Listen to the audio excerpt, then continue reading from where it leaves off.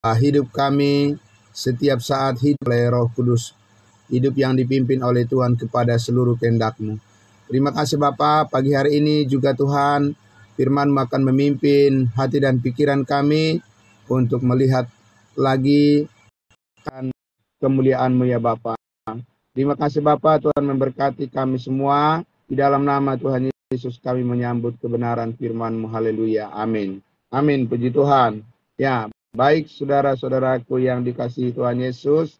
Ya, pagi hari ini ya saya sangat bersyukur, berterima kasih untuk semua pekerjaan Tuhan di dalam kehidupan kita semua, yang menyertai kita semua, saudara-saudaraku yang dikasihi Tuhan Yesus, hingga kita pagi ini bisa bersama-sama lagi dengan segala kebaikan Tuhan yang kita rasakan, yang kita terima bersama, sehingga kita sudah merasakan ketika kita beristirahat di masa tidur kita juga dikuatkan oleh Tuhan. Dan pagi hari ini sangat luar biasa, saudara-saudaraku yang dikasihi Tuhan Yesus. Ini adalah bagian episode yang ke-39 ya. Sangat luar biasa. Ya, kita menerima banyak berkat Tuhan dari kebenaran firman-Nya dari Roma pasalnya yang ke-10 ya. Kita masih membaca ayatnya yang ke-4 sampai ayatnya yang ke-8, dan kita besok sudah maju lagi ke bagian ayatnya yang ke-9 ya. Nah, untuk itu saudara-saudaraku yang dikasihi Tuhan Yesus, ya selamat pagi juga untuk Ibu Beth yang mengikuti dari live streaming Facebook. Tuhan memberkati. Ya, kita buka firman Tuhan. Kita buka kitab kita dari Roma pasalnya yang ke-10. Saya akan membacakan untuk kita dari ayatnya yang ke-4 sampai ayatnya yang ke-8 ya. Demikian firman Tuhan. Sebab Kristus adalah kegenapan hukum Taurat, sehingga kebenaran diperoleh tiap-tiap orang yang percaya. Sebab Musa menulis tentang kebenaran karena hukum Taurat, orang yang melakukannya akan hidup karenanya. Tetapi kebenaran karena iman berkata demikian, jangan katakan di dalam hatimu, siapakah akan naik ke sorga, yaitu untuk membawa Yesus turun, atau siapakah akan turun ke jurang maut, yaitu untuk membawa Kristus naik dari antara orang mati. Tetapi apakah katanya, ini firman itu dekat kepadamu, yakni di dalam mulutmu dan di dalam hatimu. Itulah firman iman yang kami beritakan. Puji Tuhan.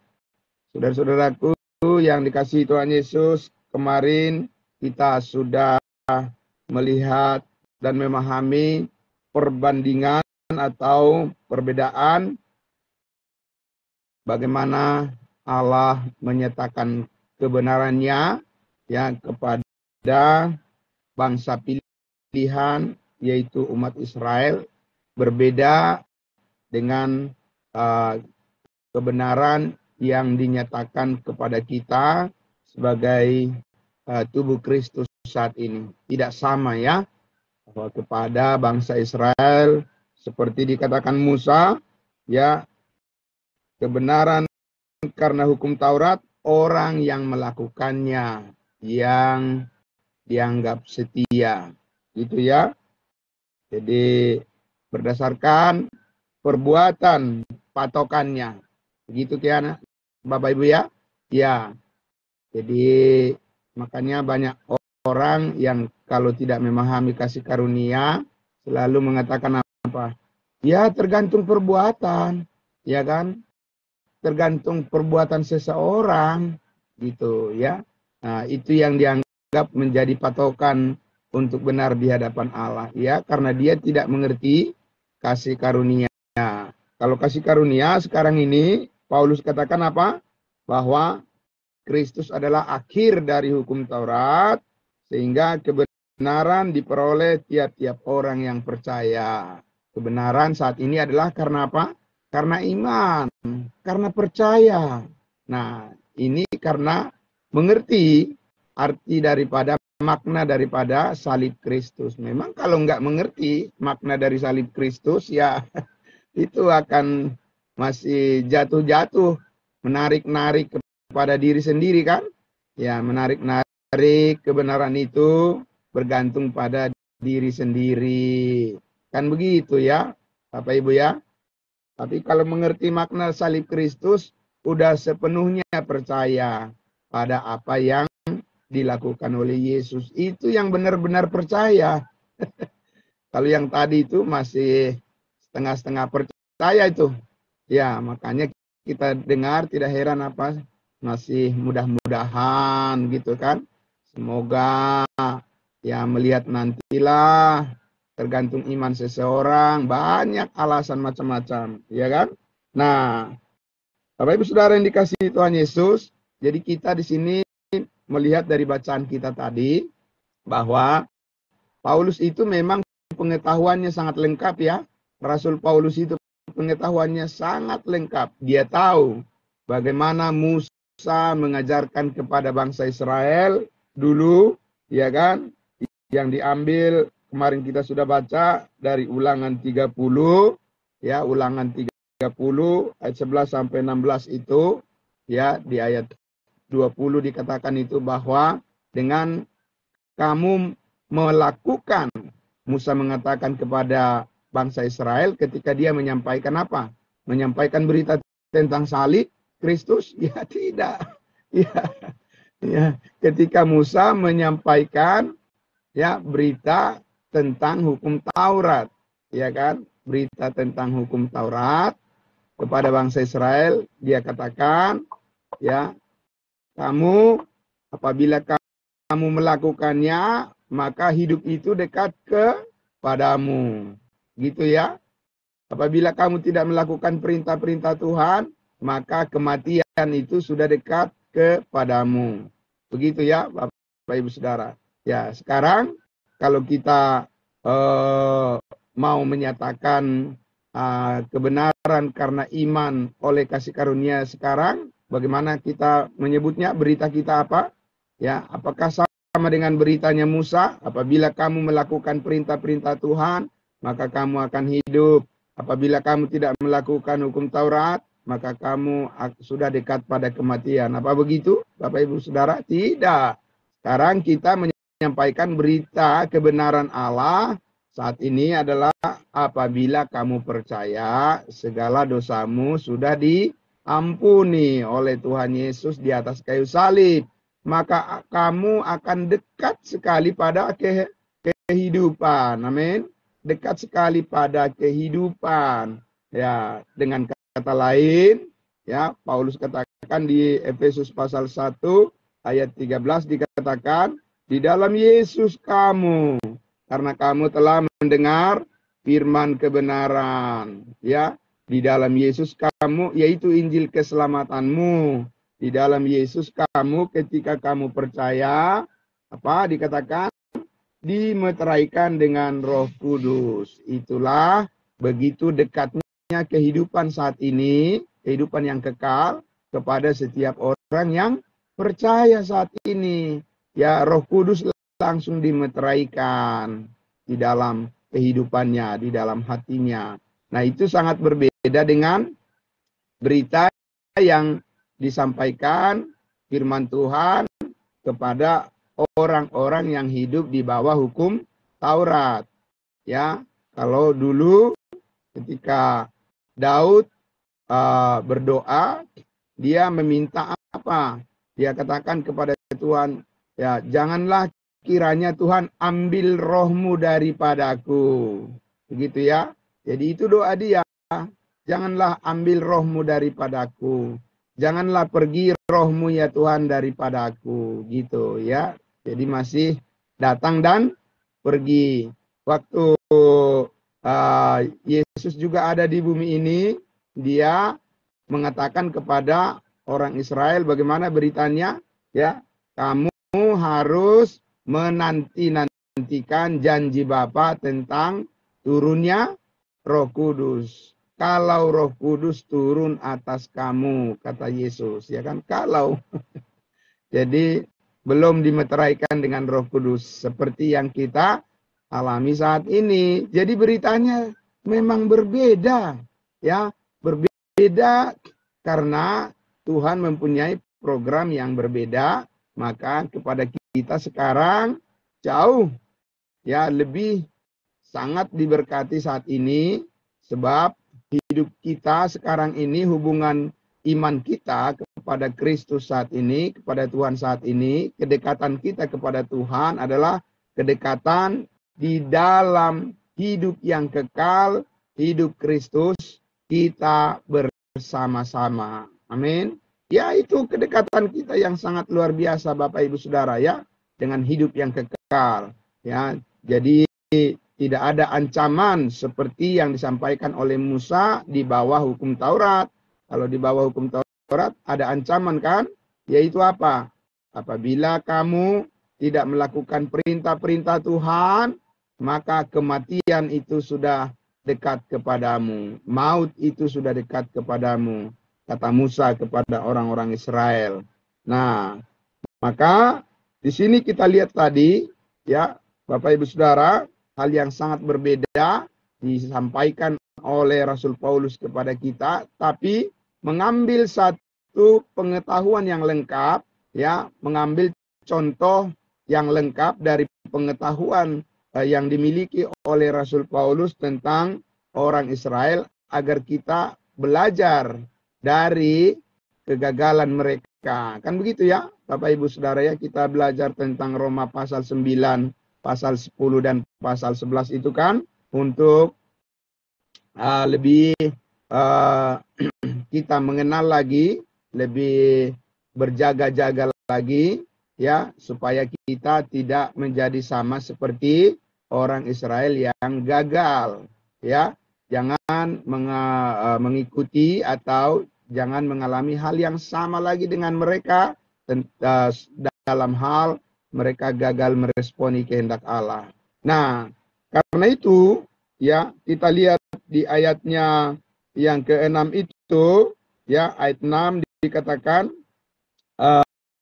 tetapi kebenaran karena iman berkata demikian. Begini penegasannya.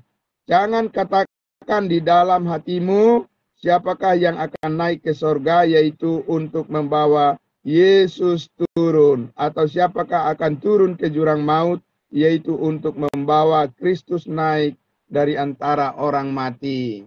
Ya. Nah, tetapi apakah katanya ini, firman itu dekat kepadamu. Jadi, saudara, ini kan dikutip oleh Rasul Paulus dari Ulangan pasal 30, di mana kita kemarin sudah melihat itu, di mana Musa mengatakan, jangan kamu terus mencari alasan dari manakah firman itu diambil. Ya, jauh dari lautkah diambil atau dari seberang sana.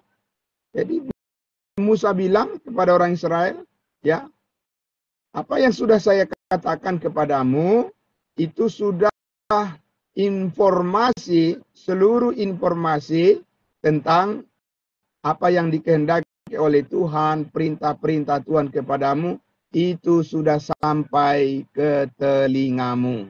Ya, itu disampaikan oleh Musa kepada orang Israel. Itu sudah sampai kepada telingamu.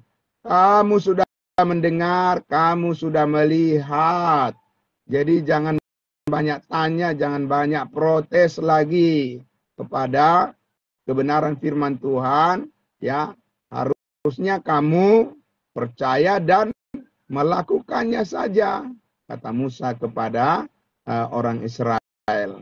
Sekarang, ya, keadaan seperti itu diambil oleh Paulus untuk menegur juga bangsa-bangsa lain saat ini, jangan banyak protes, jangan banyak bertanya, apakah benar Yesus mati hapus segala dosa kita? Apakah benar Yesus adalah Tuhan dan Juru Selamat? Apakah benar keselamatan itu hanya dengan iman? Apakah benar keselamatan itu diberikan secara cuma-cuma? Jangan banyak protes.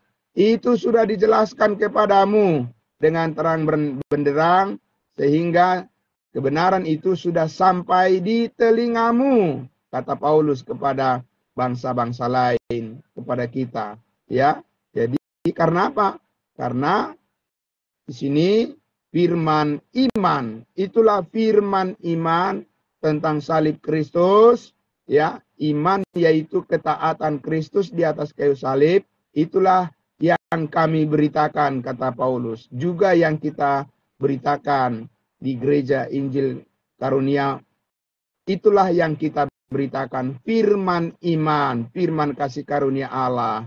Jadi kalau banyak orang yang protes atau ada orang-orang yang menolak, ya Bapak Ibu Saudara, itulah teguran dari firman Tuhan yang disampaikan oleh Rasul Paulus. Itu sebabnya, saudara-saudara, di sini Paulus menegaskan di ayatnya yang ke-17. Coba kita lihat di ayatnya yang ke-17, ya. Ayat 17 dikatakan di situ, jadi iman timbul dari apa? Dari pendengaran, dan pendengaran oleh firman Kristus. Nah, firman Kristus itu yang mana, Bapak Ibu Saudara, yang secara khusus disampaikan Rasul Paulus di sini? Firman Kristus itu yang diterima dia dari Kristus, ya, dari Kristus Yesus yang sudah dipermuliakan di surga. Jadi Paulus tidak menerima firman dari Yesus ketika Yesus sebagai menjadi manusia di dunia ini, tidak. Dia tidak pernah menerima firman dari Yesus yang menjadi firman yang menjadi daging, ya. Dia tidak pernah mengenal Yesus, ya, sebagai manusia yang menyampaikan firman. Kalau Petrus, Yohanes, Yakobus, ya, 12 rasul itu, ya, mereka menerima firman dari Yesus sebagai manusia, ya. Dan itu firman yang dikatakan hidup di mana Yesus di bawah hukum Taurat. Kalau Paulus, Bapak Ibu Saudara, dia menerima firman kasih karunia, firman Kristus, firman kasih karunia dari Yesus yang sudah dipermuliakan di surga dan tidak hidup di bawah hukum Taurat. Jelas ya Bapak Ibu ya? Sangat jelas sekali itu. Tidak hidup di bawah hukum Taurat, tetapi di bawah kasih karunia. Ya, Roma pasal 6 ayat 14, sebab kamu tidak akan dikuasai lagi oleh dosa, karena kamu tidak hidup di bawah hukum Taurat, tetapi di bawah kasih karunia. Roma pasal 7 dikatakan, sebab kamu telah mati terhadap dia yang mengurung kita, terhadap hukum Taurat, sehingga kamu sekarang adalah milik Kristus dan hidup di dalam hidup yang baru. Kamu telah dibebaskan dari hukum Taurat. Kamu siapa di situ? Ya, Bapak Ibu Saudara, orang Israel dibebaskan dari hukum Taurat? Tidak. Ya, Saudara, mereka terikat dengan hukum Taurat, karena itu adalah bagian, kemarin sudah kita lihat, yang terkait dengan apa? Terikat dengan apa? Covenant, yaitu perjanjian Allah kepada nenek moyang mereka, Abraham, Ishak, dan Yakub.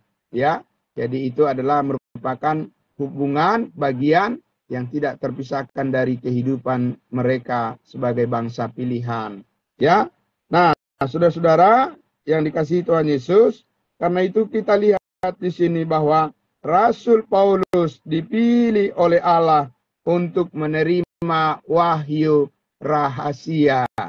Ya, menerima wahyu rahasia supaya melalui wahyu rahasia dari surga yang diterima oleh Rasul Paulus, disampaikanlah penegasan-penegasan tentang firman iman yang kita terima sekarang ini, yang mana dikatakan bahwa kebenaran Allah saat ini adalah kebenaran yang kita terima dengan cuma-cuma, ya. Jadi Paulus mengatakan jangan banyak protes. Ini adalah program Allah yang berbeda saat ini dari apa yang dialami oleh bangsa Israel. Maka gereja saat ini bukanlah Israel rohani, ya. Saudara-saudaraku yang dikasihi Tuhan Yesus, gereja saat ini adalah tubuh Kristus. Ya, sekarang ini tidak ada Israel, tidak ada non-Israel. Semuanya saat ini adalah tubuh Kristus. Orang yang percaya dipersatukan di dalam satu persekutuan yang kudus yang disebut dengan tubuh Kristus. Yang diposisikan di atas, di surga. Berbeda dengan apa yang diterima dan dijanjikan kepada bangsa Israel, kerajaan surga, mereka menanti-nantikannya di bumi ini. Ya. Nah, jadi Bapak Ibu Saudara yang dikasihi Tuhan Yesus, karena itulah Paulus terus meyakinkan, ya, menegaskan di dalam Kisah Para Rasul 20, Paulus jelas mengatakan, aku tidak menghiraukan nyawaku sedikit pun, asal saja aku dapat, dikatakan apa? Menyelesaikan tugas yang Tuhan percayakan kepadaku, yaitu untuk memberi kesaksian tentang apa? Tentang Injil kasih karunia Allah. Itulah firman iman. Ya, itulah firman iman yang diterima oleh Rasul Paulus sekarang ini, ya, supaya jangan banyak orang yang protes, begitu ya. Jangan katakan bagaimana Yesus hapus segala dosa, bagaimana keselamatan hanya oleh iman. Oh, tidak bisa, harus disertai dengan perbuatan-perbuatan, begitu kan? Sekarang ini kan banyak orang protes. Paulus katakan, jangan katakan, ya, jangan campur adukan, ya, jangan ragukan firman iman yang disampaikan oleh Rasul Paulus. Karena apa? Pasti engkau binasa, ya, di dalam lautan api neraka apabila engkau tidak menerima firman iman yang disampaikan oleh Rasul Paulus, ya. Karena iman timbul dari apa tadi? Iman timbul dari pendengaran. Jadi Bapak Ibu Saudara, kenapa kita terus harus menyampaikan, ya, kebenaran firman kasih karunia ini? Karena itulah tugas yang diberikan oleh Yesus Kristus kepada Rasul Paulus, dan Paulus mengatakan, dan aku tidak menghiraukan nyawaku sedikit pun, asal saja aku dapat menyampaikan sampai garis akhir, yaitu tugas yang diberikan oleh Tuhan menyampaikan Injil kasih karunia Allah, yaitu Yesus mati menghapuskan segala dosa. Siapa yang percaya pasti diselamatkan, dan itulah berita utama dari sebuah gereja yang benar, yaitu gereja tubuh Kristus. Amin. Nah, saudara-saudara, karena itu penegasan itu, ya, saudara, sangat penting kita sampaikan melalui berita Injil yang kita sampaikan. Penegasan-penegasan itu tidak boleh kita ragu menyampaikannya, yaitu kita lihat dulu di Roma pasal 5, ya. Penegasan tentang apa? Penegasan firman Tuhan tentang iman yang harus diterima oleh setiap orang saat ini agar berkenan kepada Tuhan, ya. Jangan menyampaikan bermacam-macam berita seperti sekarang ini kita lihat di YouTube. Wah, Bapak Ibu Saudara, ya, mengerikan, ya. Itu bukan firman iman, itu firmanmu sendiri atau perkataanmu sendiri itu, ya kan? Melalui penglihatan lah, melalui mimpi lah, katanya mengenal Tuhan sekarang ini, Bapak Ibu Saudara, segala macam, ya kan? Ya, ada yang berbahasa yang tidak jelas, katanya itu bahasa roh, tanda orang beriman. Tidak, Alkitab mengatakan itu adalah tanda orang tidak beriman, ya. Itu bukan firman keselamatan, itu adalah firman manusia perkataan manusia yang menyesatkan. Sekarang kita lihat di dalam Roma pasal 5.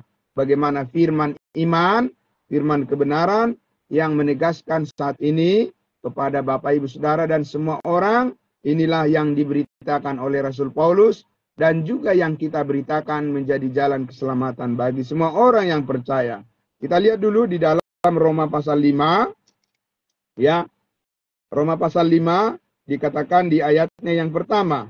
Ayat pertama dikatakan, sebab itu kita yang telah dibenarkan karena iman, kita hidup dalam damai sejahtera dengan Allah oleh karena Tuhan kita Yesus Kristus. Amin. Bapak Ibu Saudara, sekarang kita memiliki damai sejahtera dengan Allah. Luar biasa. Karena kita sudah dibenarkan hanya karena iman kita kepadanya, kepada Kristus. Luar biasa.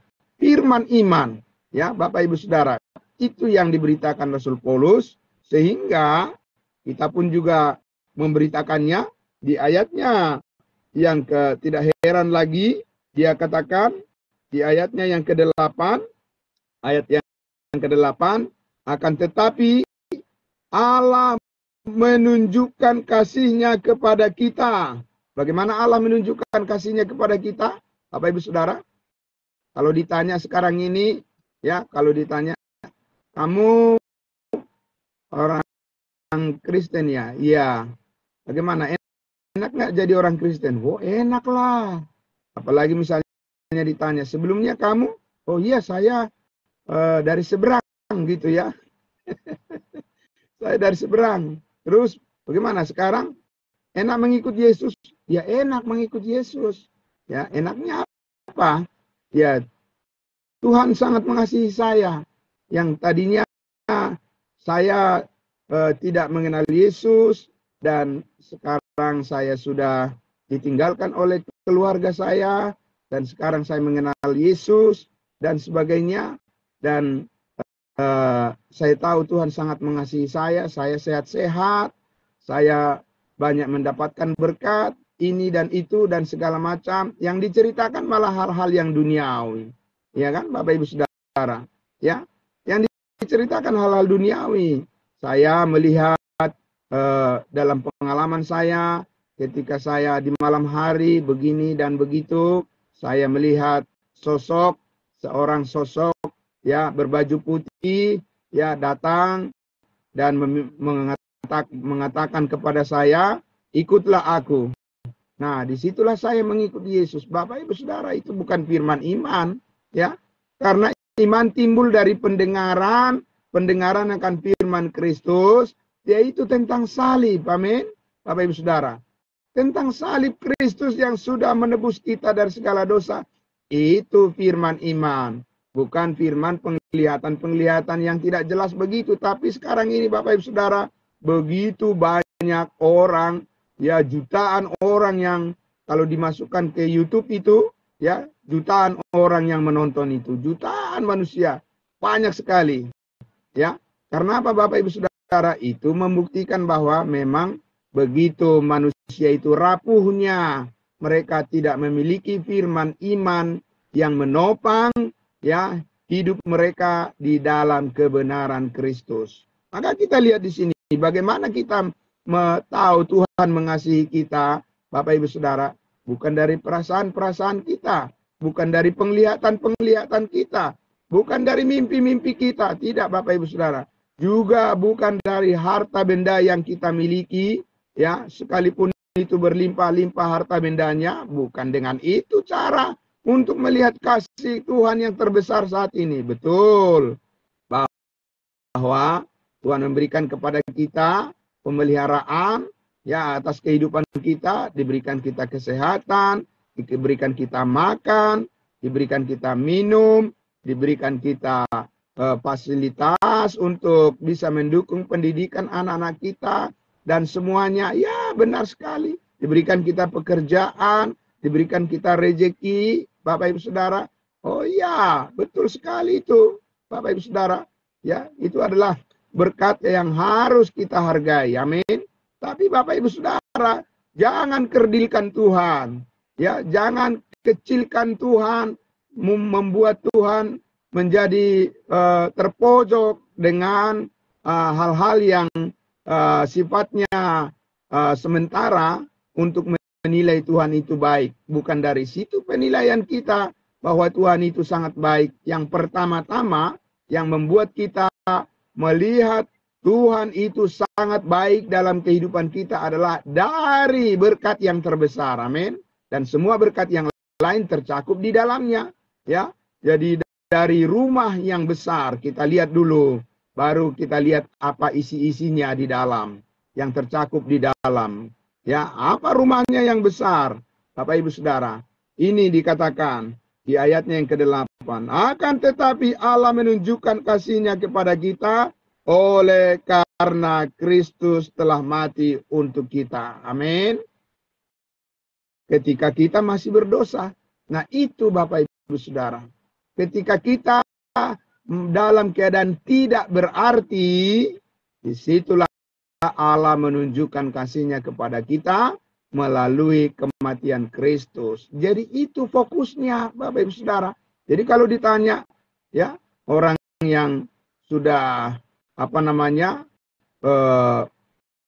mengaku pengikut Yesus dari turunan ke turunan. Ya kalau ditanya apa enaknya mengikut Yesus? Kenapa kau tidak meninggalkan Yesus? Oh iya enaklah. Karena apa? Dia pelihara hidup kita. Oh iya, pelihara hidup kita dari hal-hal jasmani. Ya, orang lain juga yang tidak beriman pada Kristus, mereka lebih dipelihara. Ya kan? Kalau soal itu, Bapak Ibu Saudara.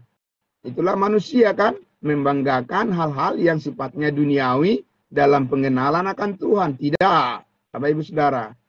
Kita mengenal Tuhan saat ini, ya mengerti kebaikan Tuhan saat ini adalah pertama-tama karena Kristus rela mati untuk menebus segala dosa kita. Mengampuni kita dari segala kesalahan kita. Amin.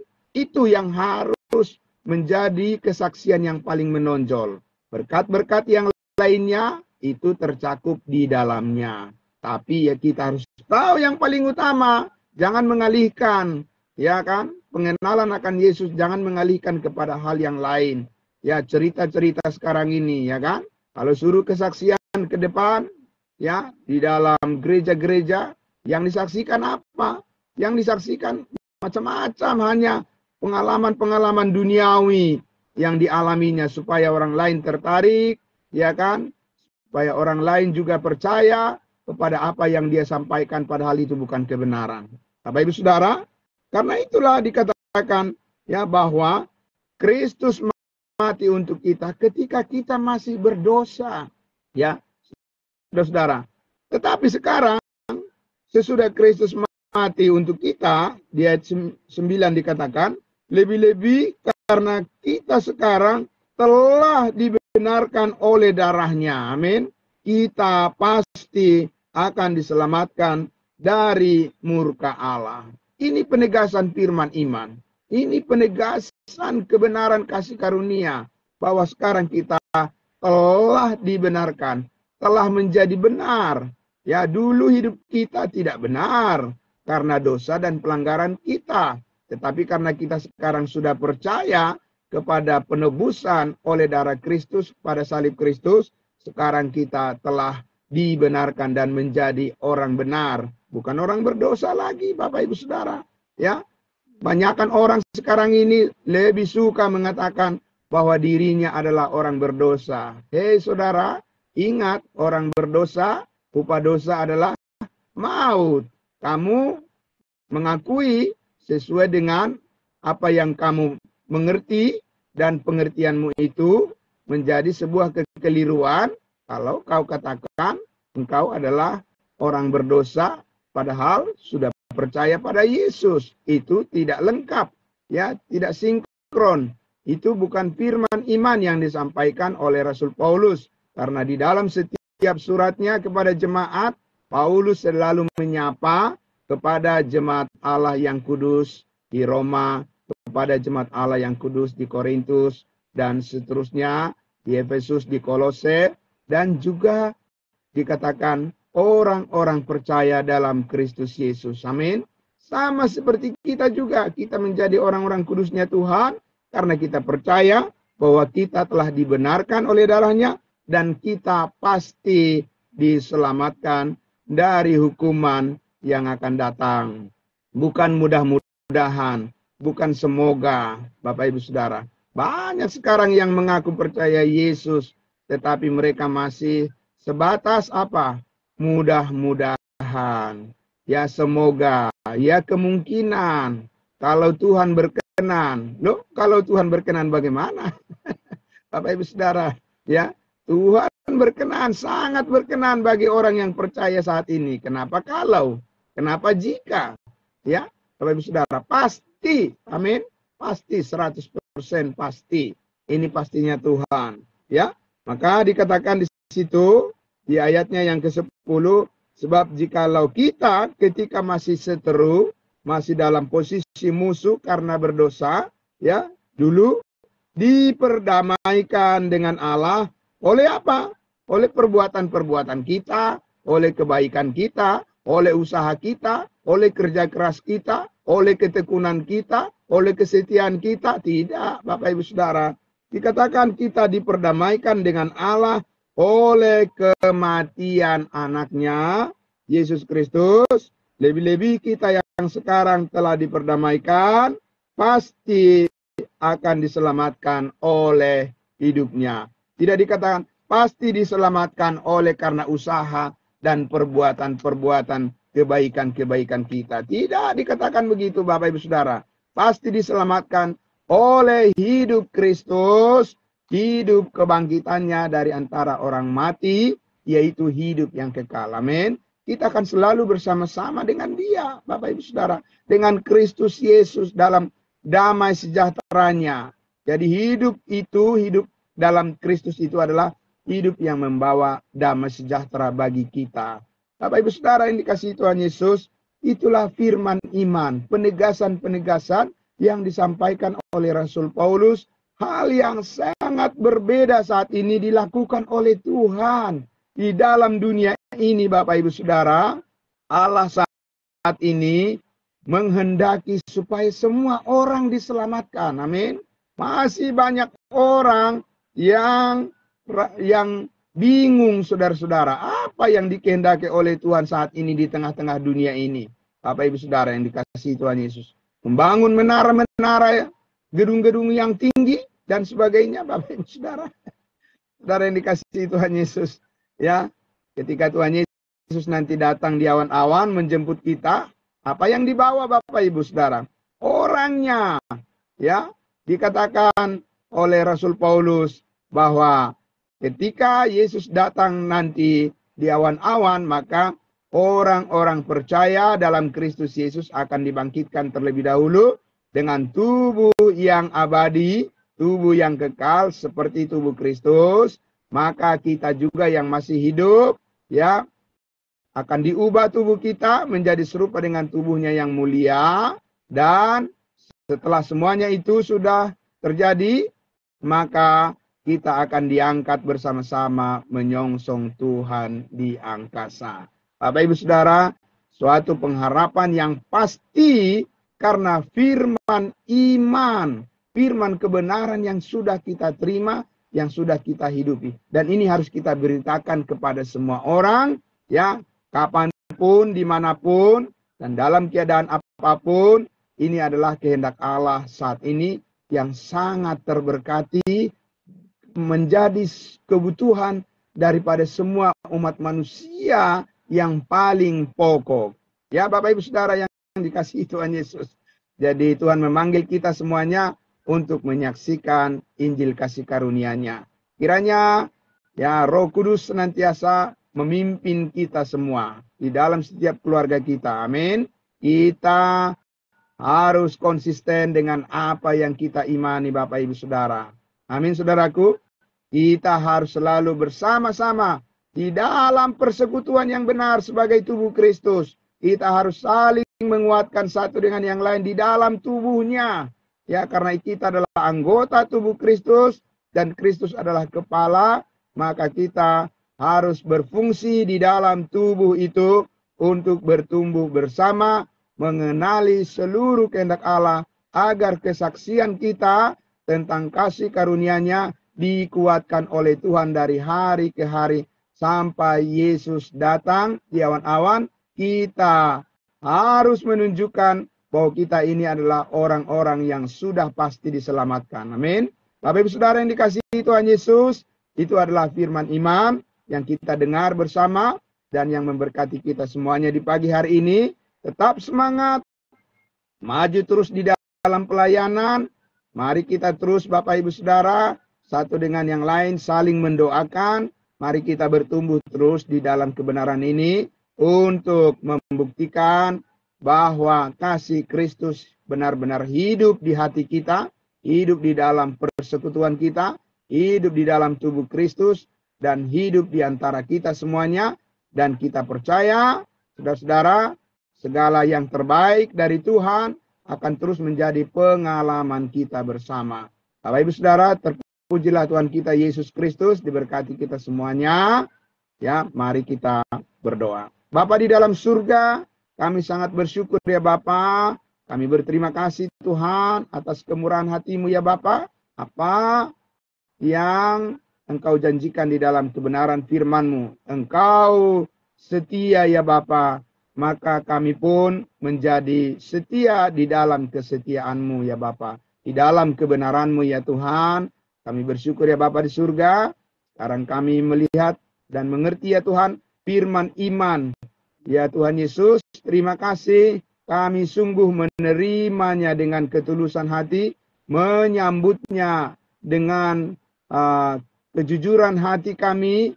Kemurnian hati kami yang diterangi oleh firman-Mu. Kami menerima firman iman yang akan menjadi berkat bagi kehidupan kami, bagi keluarga kami berkat yang besar, juga bagi banyak orang. Terima kasih Bapa dalam surga, biarlah nama-Mu dipermuliakan, dan kami serahkan segala pekerjaan kami, tugas-tugas kami hari ini Tuhan, dalam penyertaan kasih-Mu ya Bapa. Kami percaya berkat Tuhan tercurah terus di dalam kehidupan kami semua anak-anak-Mu. Engkau yang menjagai dan memelihara kami semuanya. Di dalam nama Tuhan Yesus kami berdoa dan bersyukur. Haleluya. Amin. Amin. Terima kasih saudaraku juga yang ada di live streaming Facebook. Ya, terima kasih Ubed. Terima kasih juga saudara kami dari Manado yang ikut di live streaming Facebook. Tuhan memberkati ya. Ya, shalom.